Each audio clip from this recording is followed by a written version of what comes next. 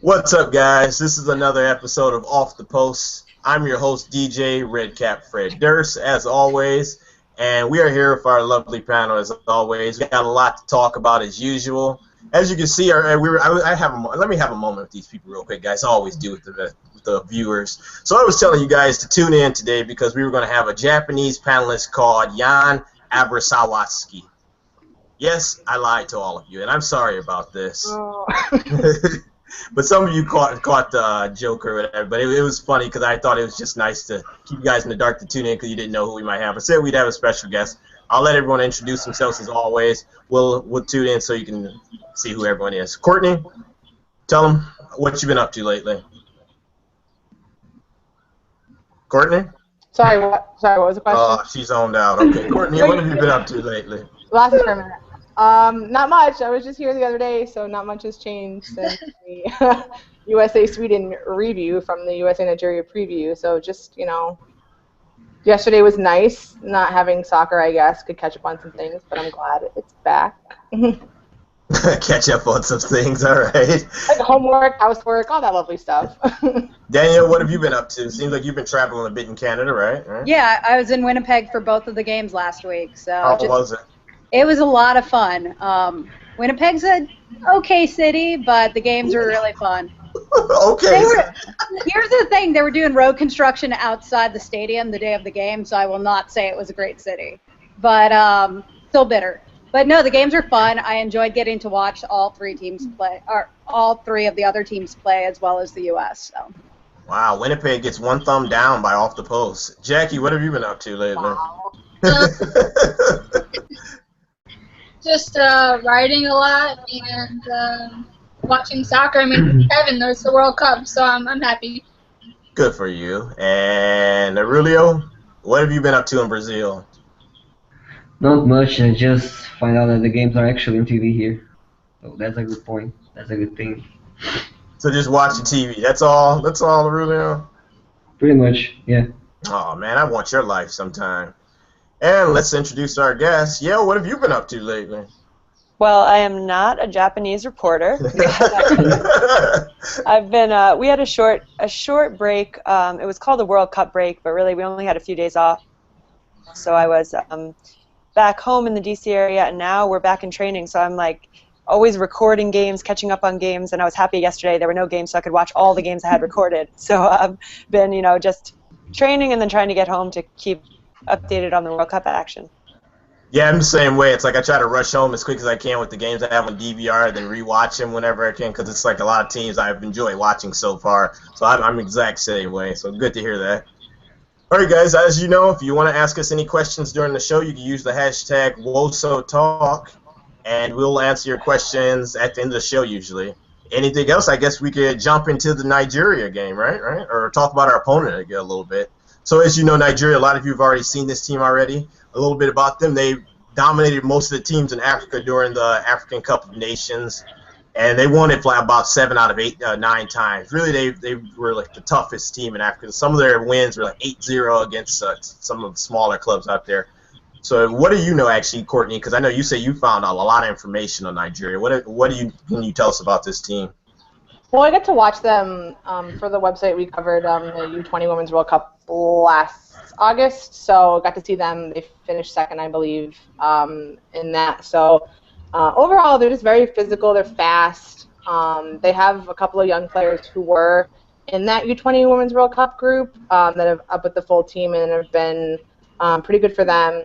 One thing I noticed, they might have some poor game management, though. They didn't use a sub until like the 50-something minute of the second game in the World Cup. So I don't know if the players are going to be a little bit tired. They look kind of tired against Sweden. There's a couple of good people. I know there's a section to mention like standout people, but I will mention in addition to the good starters that they do have solid option off the bench. Courtney DK, she is at Oklahoma State. She was second in 2013 in the Big 12 with 13 goals. So she's someone who's not necessarily getting starting time, but is good off the bench. And then I guess like to use a weakness, they haven't been doing really well defending set pieces. So that's something I would look out for the game against the U.S. All right, cool. Yael, what have you seen from Nigeria so far? Yeah, well, I think, everybody comments on the fact that Nigeria has some great athletes and has great speed, but I think something that people leave out is they're good on the ball. I mean, these players know how to play, and I think I was curious just looking at the Youth World Cups and how well they've done in the under 20 level, being second place a couple times in the last 3 tournaments, and then I think fourth place finished the other time, so they're always in those top 4 spots. Forward to see how that plays out, at the full national team level. And I'm impressed by Nigeria. I think that they haven't shown their best yet. I don't know how much depth they have off the bench, but I do think that on any given day, Nigeria can beat almost any team in the world. So I think it's definitely still an up-and-coming team, but a team with a ton of potential, and not just because of the athleticism, because they play good soccer. Danielle? Well, in addition to Oh. Uh-oh, this is live. Oh no. Am I here? Yeah, you're here. Okay, sorry. It's all right. Go Okay. for it. Sorry, my internet must be funny. In addition to the physical, they're an emotional team. They really feed off the crowd. So on Monday's game, when they were playing Sweden, the crowd really was a pro-Nigeria crowd and really went for it, and they fed off that, and that's how really they got that equalizer, is they just drew that emotion from the crowd. So it depends. I think tomorrow's game might depend on the crowd. If there's a lot of Americans there, who knows? But if a lot of the Canadians attending start rooting for them, they might get those. You might get those goals and really go. And Jackie, what have you thought of Nigeria so far? Well, they're really fun to watch. And like you guys mentioned, they're tough, physical, and they have a lot of speed. And they expose Sweden, their back line, a lot. So it'll be interesting to see how you handle their speed up top. And like you said, they have the spirit about them, and it's fun to watch. And so should be good. And Aurelio? They're very fast team and physical, like most of the African teams, I think. Yep. Like all the girls say, they have a lot of young players. This could be a team for the future, maybe in the next or That's what I keep thinking. World Cup. I like a player called Oshuala, I think that's how I pronounce it. 20 years old, forward from Liverpool Ladies. She's can be dangerous, but I don't see they being a real threat for the Americans on the game. I think they're probably beaten already, so should be more like a celebration game for them. Just playing for the crowd. I really want to see their depth because, as we said, we really haven't got to see the substitutions a lot. It doesn't seem like he wants to sub a lot, but I want to see like some of their other players come off. As you said, Oshala, her manager at Liverpool said that she's probably one of the best young players in the world right now. So I think she's really having a nice impact on them. But they've been running their players so much. I would really like to see if there's some more talent on there that they'll bring off against the USA. You never know. Against Sweden, it was really impressive. Like I said, they really were exposed in set pieces a lot of times and a lot of corner kicks. But other than that, they kept running that whole game. And it was like you said, and usually African teams are pretty aggressive, so they have those type of traits. But they have skill too, a lot of skill about them. And I think they're, like you said, it's going to be another one of those teams that I've got to see in this World Cup. A lot of teams that, when you project ahead in 4 years, they keep developing their program and bringing in more talent. They'll be real fun to watch in the future. All right, guys, let's jump into the team we all love to talk about, the U.S. Women's National Team. Hey, everyone's so happy. Let's go with you back to your Aurelio. What have you thought about their previous performance? How did they look to you? Team didn't look good, to be honest, and they couldn't create a chance to score goals. But, well, to be fair, Sweden didn't play well either, so it was kind of fair game. And I'm concerned about this team when we play the strongest teams in the competition, even though they're struggling. But they need to improve a lot if they want a shot to win this World Cup. Jackie, what did you think of us in our previous performance? Well, our defense was strong, obviously, and our offense has been struggling, but I think it was a building game. And if we can put out a solid performance. I think it'll be our best group game yet. Yeah, I agree with this. I think this could be our best group game, really. Danielle? The big thing that I took away is everyone being out of position. And maybe I'm biased as a Blue Crewer, but I get annoyed by the fact that Holiday is being played as a defensive mid. Yeah. I really think she's a playmaker, obviously, and I would just love her to attack. And I think if we can get that midfield attack, we will improve so much. So that's the big thing. Obviously, the defense has been our strong suit. Well, that's the one thing I've been, I guess, complaining about each episode. I said, I would love to see her in an attacking role because I think she'd flourish and do so much better in that attacking role rather than the role they've been playing her in over the last year or so now. Yeah. Courtney, what have you thought of the teams in their last performance?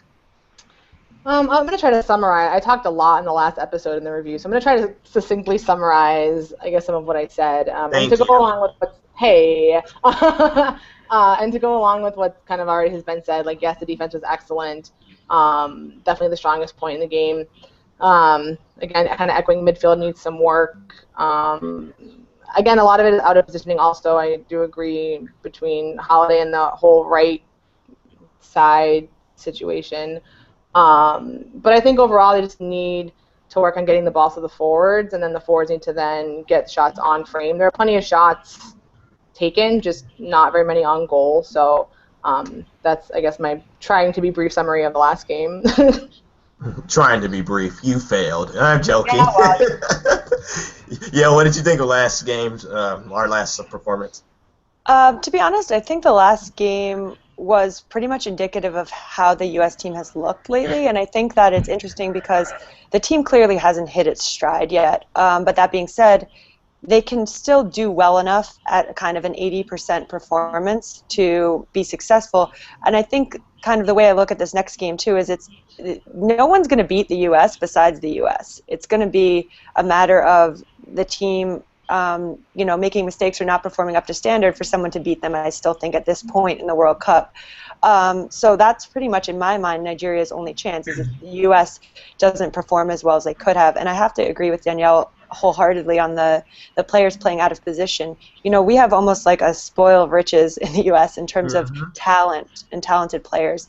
But I think that we're not at the point anymore in the women's game where everybody is the best in the world at every position, which honestly may have been the case a few World Cups ago. I think we have players who are the best in the world at their position at specific roles, and if they're playing in those roles, they're going to be unstoppable. If they're playing out of position, they're going to do a great job. Don't get me wrong. I think Lauren Cheney does a great job as anywhere you're going to put her on the field, but in a World Cup, she's going to be most effective higher on the field. I think the same with Carly Lloyd. I think if you look at Morgan Bryan, she's isolated out on the flank. Yeah, she can do a good enough job. She keeps the ball, but that's not where she's going to be her best. So I think same thing with Kristen Press. Kristen Press is a forward. If you start messing with her a little, moving her outside mid, she'll do fine. She'll beat players. She'll make good plays, but I think that we need to get everybody in the spot where they can be at their absolute best for the team to really gel and click and get to that peak performance where they're looking to be, going into this next round of games. Yeah, I agree with you wholeheartedly. Like you said, with Press, it's funny with Press in particular. You'll see her drift into that center forward role. I keep saying every game you'll see her drift farther and farther in because the one goal she scored in the first game, she was right up under. She was right in the box, and she was supposed to be way on the other side of the field. So it's like these players, they know where they're comfortable at, so they kind of like drift to those positions a lot of time. But for Holiday, I've noticed she'll sit back there and try to do the job. But I think, like I said, it would be more valuable or better off if they were playing in their right position. They can still do the job, but you would get more out of them if they were playing in the correct position. So I wholeheartedly agree with that. I think that's just been an issue that we've been dealing with the whole time. But in my opinion, like I said, for last game, I guess you could say the team looked a little bit better. I guess in my opinion, a little bit better. It might have not been our best performance because we haven't really clicked yet, as we want us to, and we know we can. But I like something. I really was expecting the person I was looking forward to having a big game was Lloyd, but it seems like I haven't seen her on the ball a lot in this World Cup really, and I'm guessing she's going to have that breakout game and she'll get on the ball. So I'm waiting to see what Lloyd's going to do later on in this tournament. But I guess we could really talk about some of the players we thought did pretty good in the last game more so than anything. We can go back to you, Courtney. Who are some players that stood out last game for you? Like I said before, the whole back line wins. They were just outstanding and really, obviously, a game saver. Like I said on the show a couple of days ago, obviously Megan Klingenberg with that header off the line. Becky Sauerbrunn, Julie Johnson all made great plays. So they were probably the best, in my opinion. Megan Rapinoe I was kind of impressed with too on the side. For most of the game, there were a couple, things here and there, but I think overall she had a really good game, and that's always good to see. At least one of the sides functioning like it's supposed to be. As we know, kind of like the right side has been a little bit weird, but so they're probably my top players from the last game. Danielle? Well, I agree. The defense, obviously I'm a Becky fan, but I think JJ was the standout of that game. I mean, she's been phenomenal, and to think that she wasn't even basically on during qualifiers is amazing. Yep. Her breakout. So she really was the standout of the game, was the defense and JJ for me. Okay. Jackie? Yeah, I'm going to echo that, and St. Louis native, Becky, so proud of her, but I thought Krieger had a better game than the first game, which was good for her and her confidence, I know. And also Klingenberg definitely surprised me in that game. I have a lot more respect for her after that save. And I'm going to say Pino because she was trying to be creative, but there was no combination play. So it was a bit of a struggle, but like I said, defense, saved us. Yeah, just to talk about Pino real quick, one thing I wasn't expecting going into this World Cup of how it seems like in each of these games they've been playing through her a lot. The ball will go to her and it's like you look at her and expect her to do something to actually get the offense going. Either if it's getting the ball to another player, getting it, creating something, getting past someone, or crossing the ball in the box. I really wasn't expecting to play so much through Pino this World Cup, but it's been great for us who always enjoy watching her play. So she's been a major player for the team when some type of offensive spark. It just really hasn't happened yet for the team so much. Aurelio? Yeah, I agree with them all. The defense was really impressive, and Judy Johnson played well again. I think she was the standout in my opinion. Now we need to focus on the mid and the attack for the rest of the World Cup. And really, I'm going to ask you right now, who are a player that you were hoping to stand out in that game? Someone that you was expecting to have a good game? Or Me? Yep. Maybe Pino, like you said. Thank you, Aurelio. We appreciate all your work. Yeah. Who are some players that stood out to you last game? Yeah, I mean, I would have to agree that I think that the defenders probably stood out more than other players on the field, which as a team is probably not where you want to be looking at back at a game. Your defenders should kind of be, if they do their job well, should almost go unnoticed, I think, if the team is playing well. I would say Megan Klingenberg, to me, her one play, it's just one play of the game, but, if she wasn't there and didn't get the timing right on that header to clear it, it's a whole nother story. And that moments like that, you can kind of just do your thing, do your job all game, but to step up in a big moment like that and do it right when it counts, I think is huge, and something that's oftentimes underrated. I think the same thing is true about someone like Pino.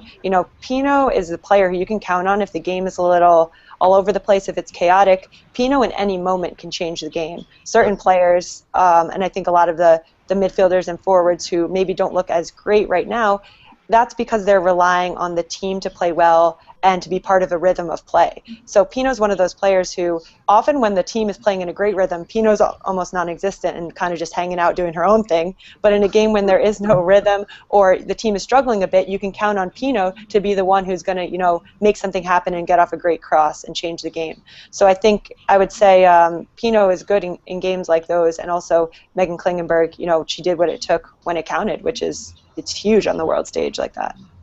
Yeah, Klingenberg, I think, became a hero to many people overnight. It was just funny watching the tweets, after she did that. You just seen everyone just cheering her name. I was like, so everyone's a Klingenberg fan now. This is so great. I've been riding that train for a long time, so I'm glad everyone else jumped on it. Thanks a lot, guys. And as you said, Rapinoe, I liked how Rapinoe was trying to get crosses into the box and stuff. She was really giving it a go. I wish the team would have did that more with when Abby came out there and had put Hale, but that's another story. I want to see Hale play more, but I'll talk about that a bit later. Because if you're going to put Abby out there, I just think you should throw Hale out there too and just you can bombard a team with crosses because I think Hale's a great crosser of the ball. But I guess that leads into lineups. We can start with our lineups now. We'll go back to you, Yael. For Nigeria, what type of lineup do you think they should, or how should they go about it? I mean, honestly, I can't see them making many changes, and I don't think they should. I think they're kind of in the flow of the game. I do think that likely they're going to need to make more substitutions probably earlier in the game, especially against a team like the U.S. because it's going to be a physical battle. It's going to be a fast-paced game. So hopefully their players have had time to recover, but I think, I would be surprised if they had many changes in the lineup after that last performance. Yep. And Aurelio? Yeah, probably there's not going to be any changes, but I like to see the team playing in a 4-2-3-1 with Hale on the right, Pino on the left, and Press up top. See if they can manage to score more goals. So in your 4-2-3-1, who do you have playing in that number 10 role, really? Carly Lloyd, I'll keep her in that position. Carly Lloyd, okay. See, and that would be great for her. Morgan Bryan and Holiday at the defense mids. Okay. Jackie, what type of lineups what changes would you want, if any? I would like to see A-Rod and LaRue up top because Nigeria, their back line, can be somewhat unorganized at times, and I think they are a bit tired. So I would like to see A-Rod get the start, and the back line the same, and maybe bring in Heo or Tobin opposite Pino. Let's go to you, Danielle. All right, I might be unpopular with what I want as my would put as the back line, considering the last.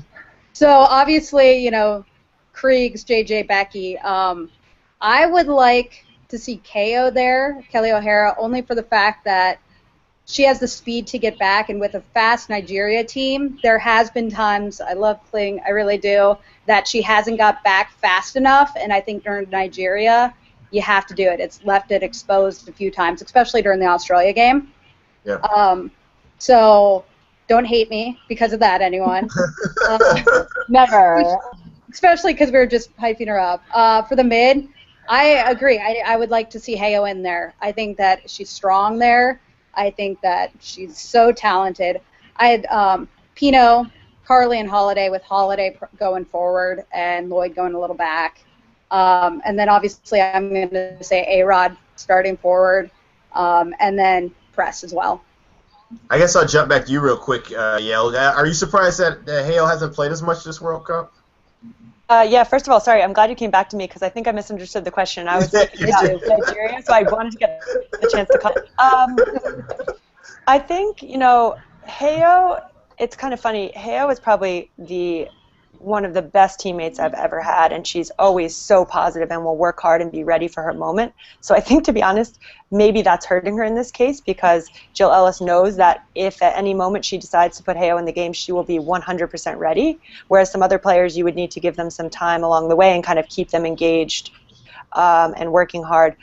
Personally, I like what Aurelio said. I think that maybe a change up and putting a little bit more numbers in the midfield. I think the midfield has been struggling a little, but not because those players are struggling individually. I just think that it's easier to maintain and keep the ball if you have a couple players who are always sitting in that midfield spot and then allowing the players who are going to make more creative runs and more dynamic movements to kind of do that higher up on the field. So I think that a 4-2-3-1 would also give the opportunity for someone like Heo to come in on the right side. You can put Morgan Bryan into the middle of the field where I think she's obviously best suited. And I think having Kristen Press up front in a one front could be effective. I think she's good at that. She's done it before. So I'd be curious to see what that would look like. To be honest, I don't really think that change will be made. I would be surprised. But yeah, I would love to see Heo get a chance. Obviously she's a great friend of mine, and I'm excited to be her teammate again here, and I know how hard she works, and I think that she will absolutely be ready if she's given the chance, and if not, it's unfortunate for her, but I think hopefully we'll see Jill Ellis do that. Yeah, I'm praying she does it too. Like I've been wanting her to play for the longest time because I feel like she could make a real impact and give us some creativity on that right side. So it would be great if she did do something like that, but I don't see it happening. I've been hearing, I think one of the reporters on Twitter was saying that Press will be in, Abby will be in, and I could see them throwing Abby in because of how Nigeria struggles against corners and set pieces and stuff like that. So I could see them doing it for a good 45 minutes or so, as much as I would probably want to see Press up top again, but I see them going back to it's probably going to be Abby LaRue and then Press on that right side again. Yeah. And Courtney, that's funny that when you messed up the question, I was just like, I let her go. She's having a good time talking about them. Thanks for bringing it back over here. No problem. Yeah, well, you took the words right out of my mouth, pretty much. I would like to see. I don't have a problem with the lineup, except that they used against Sweden. Except I still, as many people are stuck on the right side. I would love to see Hale or Tobin out there. Someone that's where they play. They're used to playing there. They're comfortable playing there. They excel at playing there. Not that the other players who've been there have not. They get the job done, but I would just like to see someone play where they're comfortable playing, and that's where they're at. But I don't know that we'll see that. To go off kind of what DJ you just said, I had written, I do think that we'll see Wambach. For at least a good amount of time. I actually think that she'll probably start. Again, just for the reason that you said, because Nigeria's not great defending set pieces and things like that, and I think that not that Wambach's the only person who can capitalize on that, but obviously she's the best choice to do so in the eyes of many people. That's kind of what her specialty is. So I don't necessarily have a problem with that either. I think that that's fine if they put her in there, but then that puts probably Kristen Press off to the right side midfield again, but I guess we'll see. But I definitely could see them putting Wambach in just for that reason, and other than that, I don't think that they'll make too many other changes. Right. Yeah, I think it's going to be more of the same, and I think we've grown accustomed to this type of lineup, even though it hasn't been, I guess, as effective as we want it to be. But I think we're going to see that, especially with Nigeria and the set piece thing. I know for a fact Abby's going to be out there for sure, but I would love it if it would have been Hale on that right side, or maybe even Tobin. I really want to Hale because she's probably got some of the freshest legs out there, so might as well give her a run against Nigeria in case you need her in a game later on down the road, so she'll have had some World Cup minutes under her boots. All right, guys. Well, this is the most fun time. This is the score time. But okay, get this, guys. Since no one won the Sweden score because everyone was predicting that we were going to get 0-0. Actually, no one predicted 0-0. No one won these little stickers from Woso Shirtco. So you get the chance to win the sticker again. Go on the Twitter, the Facebook, the Tumblrs, get on your social medias and predict some random score. I don't care if you predict 2 or 3 times. I'm trying to get rid of the stickers now. They're sitting on my desk. I want to mail them to you with a smiley face in there. So, Yael, if you want to, you can predict the score on our Twitter page. I'll send you a sticker. I could care less who wins the sticker. Anyone. Predict the score. All right, so we'll go with you first, Courtney. Predict the score for this game and tell us who you have as your scores. I'm so bad at this part of the game just because I'm always wrong, but I say 3-1 U.S. goal scorers. We'll go with Wambach and Press, I would say, and I'm gonna leave it at that. I either don't have a third one, or I think maybe one of those two will score more than once. If you're choosing 3-1, then I'm changing mine right now because I know you're obviously going to be wrong. Okay, Danielle, who's next? Wow, this is hard. I'm going to go with a 2-1. I think Abby's going to score on a set piece, and I don't know the other one, so I'm going to use my homerism and just go with A-Rod. She's going to magically get the start, and she's going to score.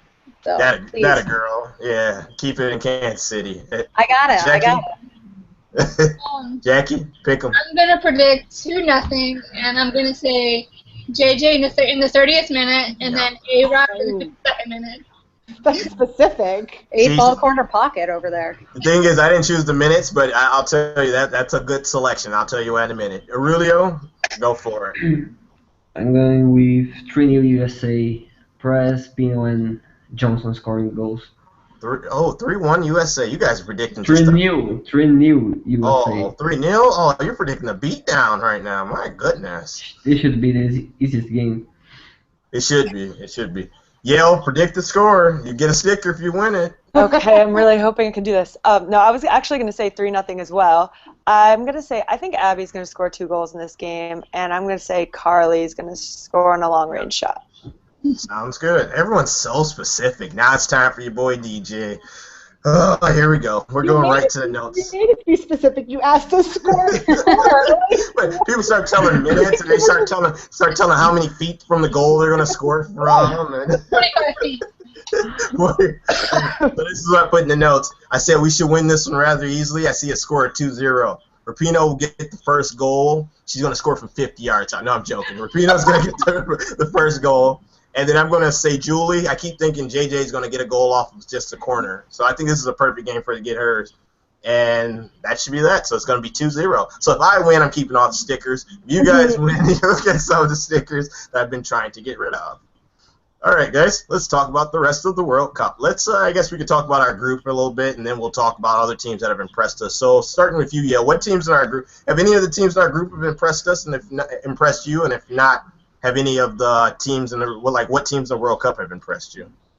Yeah, it's interesting. I've kind of been a little thrown off so far in this World Cup because the teams I was expecting to really blow me away have been not bad at all, but I haven't got that feeling when watching.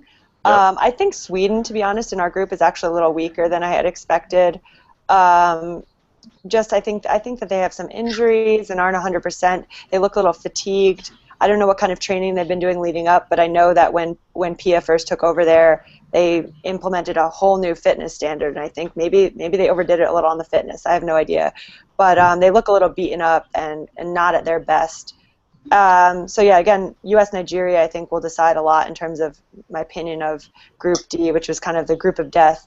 But I've actually been really pleasantly surprised by some of the South American teams. I was kind of looking into the World Cup thinking, wow, I think this is going to be a World Cup for the European teams. I think I was really excited to see Spain, Norway, the Netherlands, and don't get me wrong, those teams have been good. They've had great moments, but I think they haven't really shown yet as much as a team like Colombia. It's not just the result against France and a tie against Mexico. I think that they've actually looked really good. They've had some moments in games where I think, whoa, like individual brilliance and combinations that I think are really good. So Costa Rica too is impressive to me, and I think has performed better than maybe people would have expected. I think so. Yeah, I'm kind of like I've been. What I was expecting to see is not quite playing out yet, but there have been a lot of very impressive teams in my mind.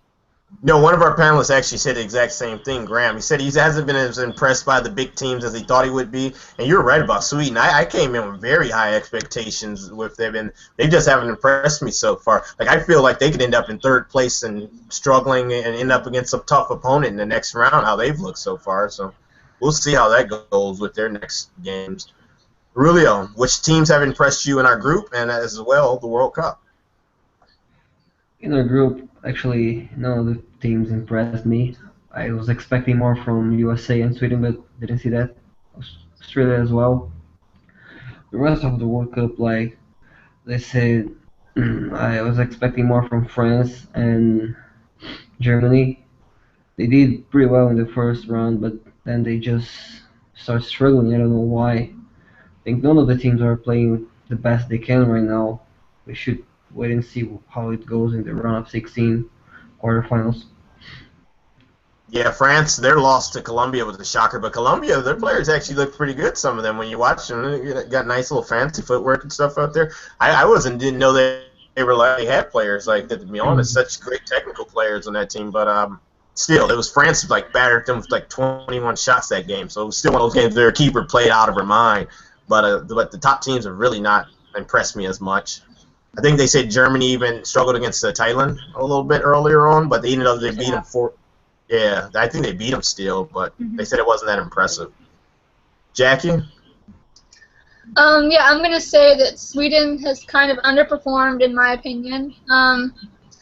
As far as Australia, they're a young team again, like they were 4 years ago. And Nigeria, I think it's an exciting time for Nigerian, football, especially for the women. They're fun to watch, and they've showcased it, so it's cool for them. And then, controversy or not, I'm going to say Colombia versus France. They were fun to watch, and with Rincon and Lady A, I think hopefully they advance. I don't know if they will, but if they do, I'm cheering for them, even though she punched Mom back, a few years ago. Lady A, but Lady she's A. still a good player. So you're sounding very un-American right now by cheering for her. Danielle, what teams have impressed you so far? Well, I'm just going to kind of echo what everyone else said. The South American teams, for sure. Basically, I'm impressed with how unimpressed I am by the big teams. Obviously France. Not only the loss, but then the first game against England. It just was such an unimpressive win to me. And then Germany, obviously, with that tie. And then today, that first half, I wasn't able to watch the whole game, but what I saw, it was like, okay. So I think that's what I'm more impressed by, was how unimpressive the big teams are. All right, and Courtney, take us home. Yeah, I'm going to echo. Well, to start with that group, I actually have really enjoyed watching Australia, actually. And maybe that's just because so many of the players there have played in the NWSL, so I am familiar with a lot of them, and I'm just rooting for them because of that. I'm not sure. But I think that they've looked pretty, game against the U.S. aside, where it was kind of not great, but they had the U.S. kind of, they were definitely the better team in the first half, and kind of hung on. But yeah, I like Australia. I think that they, are playing pretty well, considering that they are a really young team, and their goalkeeper, Williams, just had her first game back, against Nigeria. She's been out since she tore her ACL, last NWSL season. So I'm excited to see kind of like their game. I'm going to try to do the double watch and watch them play Sweden tomorrow as well. But then again, yes, Colombia, Costa Rica. Costa Rica too, yeah, I've been really impressed with. And this is kind of, not from a standing standpoint, but Cameroon actually. It's been fun to watch them play. Their first game against Ecuador, was kind of a blowout, but they only lost 2-1 against Japan in their last game, and I think they're kind of a fun team to watch, and they have a little bit of fight in them. So those are probably the ones that I've enjoyed watching the most. Nice. Yeah, like I said, I think I've already said a lot of mine. I really wanted to see what happened in that France-England group, to be honest, but France is really disappointed me, I guess. I really had high expectations for them. Plus, the bet odds were good, so I told my friends in England to bet on them. So I'm really disappointed right now because we're all going to be some broke people if France doesn't get this together. So, other than that, let's check for some questions real quick, Aurelio. I'm sorry, guys. I had to look out for my pocket during this World Cup. Check for some questions, Aurelio, and I guess I will tell the guys what they're looking forward to down the road with the show. So anyway, guys, if you're going to watch the show, let's see, it's going to be Wednesday. We're going to tell you when the dates are going to be for the rest of the World Cup shows. We're going to have them like we did, but it's going to be a little bit different in the group stages because the NWSL is going to be in action. So we'll cover a little bit of NWSL, and then we'll also talk about the World Cup. So we'll keep going as long as the USWNT national team goes. And we might even, well, I think some of you guys are on shows already planned. We can continue if you guys want to, even after, if they get knocked out or if they win it all. So we're predicting they'll win it all, right? All right. Yeah. Oh, now everyone answers me. Okay. Let's see. Aurelio, is there any questions? Nope. Nope. Nothing. Hey, DJ? Yeah. What's up? What's up? No, I just wanted to know if we could, if there's something, if we're kind of in that like weird moment. There are two things about Nigeria that I wanted to mention and didn't. Can we just go back to that for a quick second? I guess if you want to. I really don't, but no, I'm joking. Go for it. Wow. All right. Go for it. So I had a couple other players to look out for.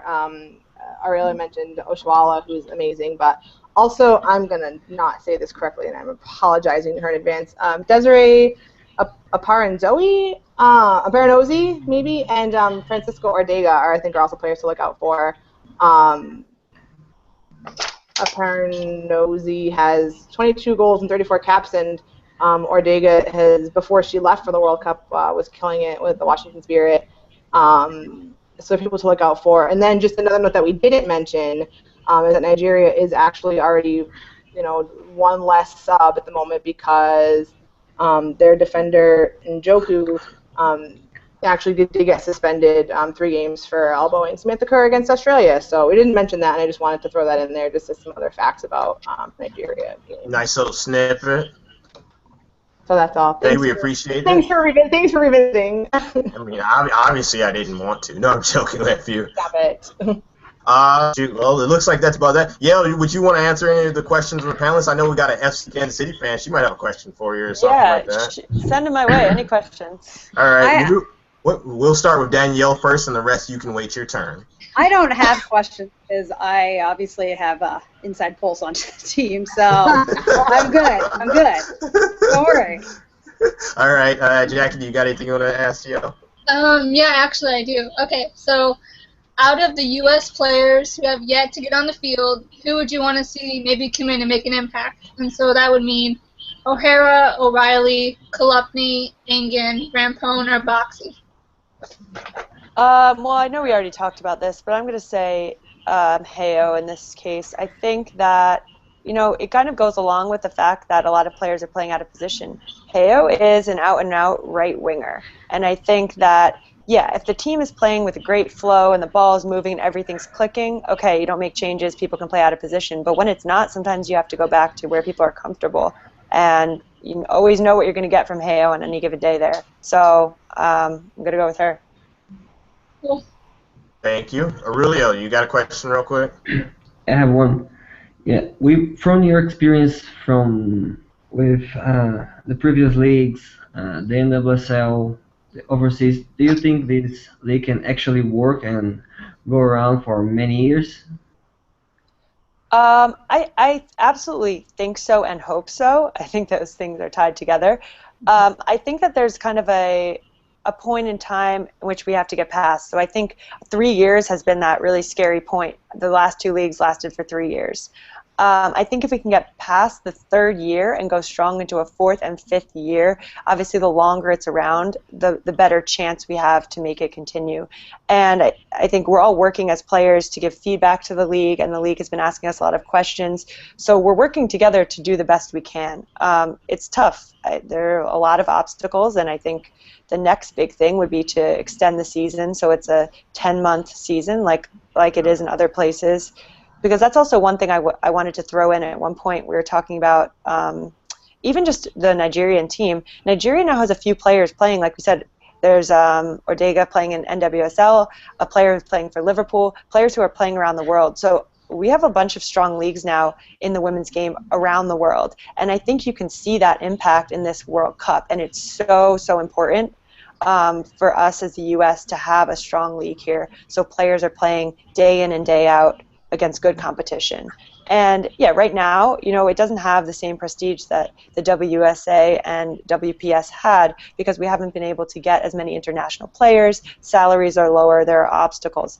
But I think that's a good thing in the short term so that hopefully in the long term this will be one of the top leagues in the world, a place where players can play year-round, and we can bring in great international players and just continue to increase the quality of what's being offered, across the board. So, yes, I do think it absolutely can work. It's going to take a lot of hard work and us to push through these next few years and making sure it sustains, but I'm very hopeful about it. So I guess I need to be hopeful about it, but I do actually feel that I feel optimistic. Just having seen how the others worked, I feel optimistic being part of the NWSL that it will continue for the next few years and forever after that. Thank you, Aurelio, for the question. I guess finally, Courtney, you can ask your serious question, and I'll ask a goofy one to kill the mood. Right. How do you know my question's serious? No, it is. Well, kind of. We kind of just got done talking about like some of the, I guess, surprises in the World Cup, and there have been many so far. And I guess my question is just, do you think that there are more surprises to come, and if so, what team or teams do you think might be able to kind of deliver that? Well, yes, I think there are always going to be surprises in a big tournament because, when it's comes down to those pressure situations, sometimes it's hard to predict what's going to happen. But I was actually thinking before, as we were talking, that I think that the teams who were supposed to impress will kind of get their stuff together and start to look better as the tournament goes on. I have a feeling, a team like France, Germany, those players are ready for this. They've played together for months and months. They've prepared. They are great tactical, technical, and physical players who I can't believe when it comes time for these next rounds that they won't have clicked. So I do have some trust that the top teams will have planned it so that they're peaking at the right time, and when that moment comes, they'll have it ready to go. I actually did want to bring up, I think China looks really good, and that's a team that obviously we all know about China from '99, but I think they're on their way back. I watched their game against the Netherlands a little late, and I was really impressed. I think that they've clearly been working to develop their youth players, and I don't know if they're ready this World Cup to make an impact, but I think we should be on the lookout for, the next big tournament. I think they're back in it. So, yeah, I have a feeling that I'm thinking the surprises may be reserved for these group stages, and once it gets into these later rounds, things will start to sort themselves as we might have thought a little more. But, hey, who knows? Great, thank you. Yeah. Yep. All right. Thank you guys for all your questions. There was great. Now I just can ask one just off the wall. If you had a superpower, what would it be, Yael? Go for it. Oh, superpower. I think I'd want to be able to teleport. I'm tired of flying everywhere. It's boring. A wise decision. Yeah. A wise decision indeed. All right, guys. Well, that's the end of Off the Post. I hope you enjoyed it. We'll be back this Wednesday, and we'll be talking about Nigeria, and we'll talk about how everyone's prediction was wrong except mine, because I'm always right. No, I'm joking. I messed up on Stop it. And hopefully we'll be giving these stickers away to some of you guys, 'cause I really want to give them away. After that, we'll tell you who is the winner of the goal scoring contest. Unless someone has about 3 goals, it looks like whoever chose Rapinoe is doing pretty good right now. So you better hope that holds up for you unless she scores about 4 goals in the next game. That's what she'll do. All right, guys. I'm your host. What's up? Can I say something to Yael real quick? Yeah, go for it, fangirl. Yeah, I've been never time, but I am just so grateful to meet you, and thanks to DJ, and thank you for coming on. This is a massive, I think, big deal for us, and you're an amazing player in person as well. So thank you. Oh, thank you. I really appreciate that. I love this conversation. I love that people are talking about and analyzing women's soccer. I think it's so important for the game. So anytime smart people who are dedicated are having a conversation about women's soccer, I love to take part, and I appreciate the kind words, but I'm just in this, like all of you guys, trying to make this sport grow and work, so hopefully it'll continue to do so.